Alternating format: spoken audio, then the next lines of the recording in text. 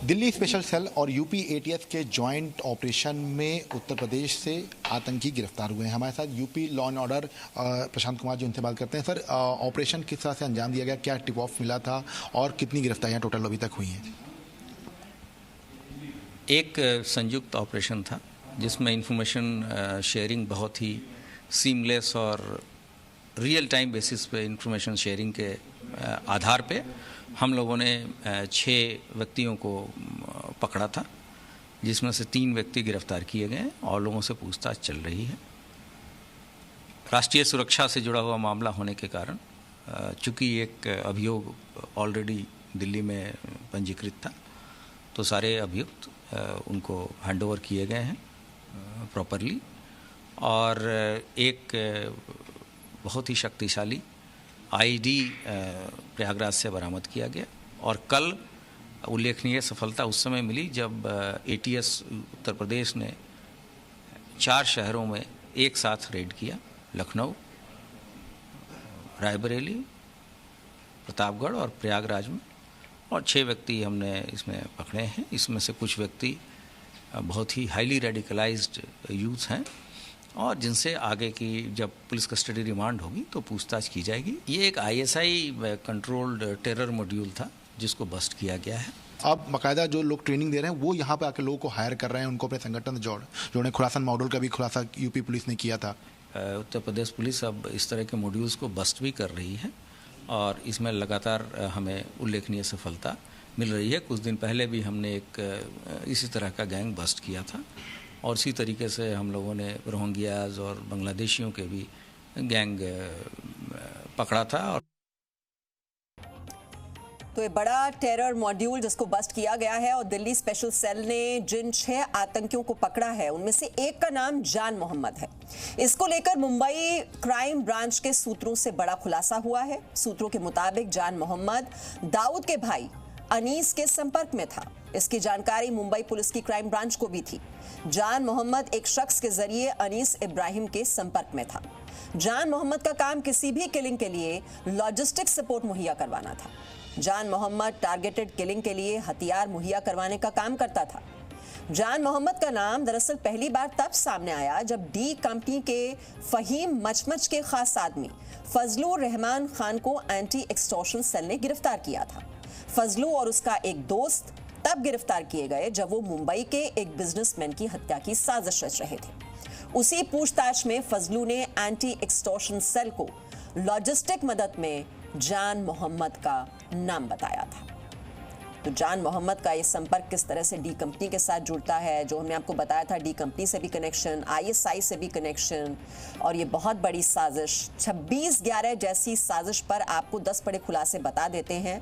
आतंकियों को पाकिस्तानी सेना के अफसर ने ट्रेनिंग कैंप तक पहुंचाया। ट्रेनिंग कैंप में AK-47 चलानी सिखाई गई। आतंकी कैंप में चाइनीज पिस्टल चलाने की ट्रेनिंग, आईडी बनाना और उसे प्लांट करना, बिना हथियारों के भी हत्या करने की ट्रेनिंग, शक होने पर खुद को बचाने की तकनीक भी सिखाई। भीड़ में कोई पीछा करे तो कैसे चकमा देना है। ओमान के मस्कट से समंदर के रास्ते पाकिस्तान गए। आतंकी कसाब वाले कैंप में ही ट्रेनिंग हुई। थट्टा में आईएसआई का सेफ हाउस, वहीं पर आतंकी ट्रेनिंग हुई। तो 26/11 जैसी ये साजिश और 10 बड़े खुलासे आप देख रहे हैं इस वक्त। और केंद्रीय गृह राज्य मंत्री अजय मिश्रा ने कहा है कि 6 आतंकियों की गिरफ्तारी सुरक्षा एजेंसियों के लिए बहुत बड़ी कामयाबी है। करने के लिए गृह राज्य मंत्री अजय मिश्रा जी हैं। सर, कल एक बड़ी कामयाबी खुफिया एजेंसियों को मिली है। आतंकियों को गिरफ्तार किया गया, एक बड़ा इंटेक, क्योंकि यूपी वगैरह में भी कई जगहों पे आतंकी साजिश करने की कोशिश में थी। देखिए, पाकिस्तान और उसकी खुफिया एजेंसी लगातार भारत में अस्थिरता फैलाने के लिए लगातार प्रयास लंबे समय से कर रहे हैं। लेकिन जब से प्रधानमंत्री मोदी जी के नेतृत्व में हमारे देश में सरकार 2014 के बाद बनी है, वो कोई बड़ी घटना यहाँ पर नहीं कर पाए हैं।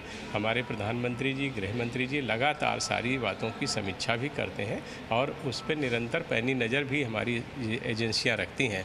उसी के परिणाम स्वरूप ये गिरफ्तारियां हुई हैं। सर एक और चीज़ है कि इसमें कहीं कनेक्शन जो है दाऊद और आईएसआई का भी यहाँ पे आ रहा है कि इसमें दाऊद की भी संलिप्तता। अभी देखिए जांच का विषय है, जो प्राथमिक जानकारी आई है वो आप लोगों को बताई गई है। अभी जांच चल रही है, देखिए अभी क्या क्या इसमें निकलता है।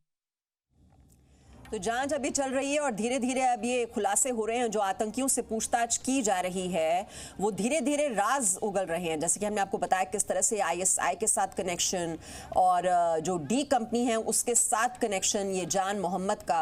तो कुल मिलाकर ये 6 संदिग्ध आतंकवादियों की गिरफ्तारी हुई है और इनका नेटवर्क कितना फैला हुआ है। और भी कई लोग हैं, कई संदिग्ध आतंकी हैं जिनकी तलाश की जा रही है। यूपी एटीएस के आईजी जीके गोस्वामी का कहना है कि इस मामले में और क्या खुलासे होते हैं, इस पर उनकी नजर है। उत्तर प्रदेश एक बड़ा स्टेट है, मिक्स्ड पॉपुलेशन है, इसके बॉर्डर्स की अपनी डायमेंशंस हैं, इश्यूज हैं, प्रॉब्लम्स हैं।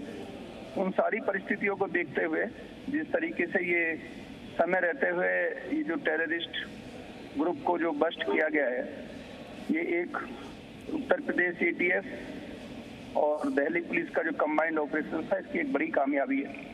और ये समय रहते हुए ये बहुत बड़ा गैंग पकड़ा गया, क्योंकि ये केवल एक ही आईडी की बात नहीं है, ये सीरियल ब्लास्ट इनका प्लान था और ये बड़े मंसूबे के साथ ये अपने कारनामों को अंजाम दे रहे थे। तो समय रहते हुए ये जॉइंट कार्रवाई के दौरान इसको बस्ट किया गया।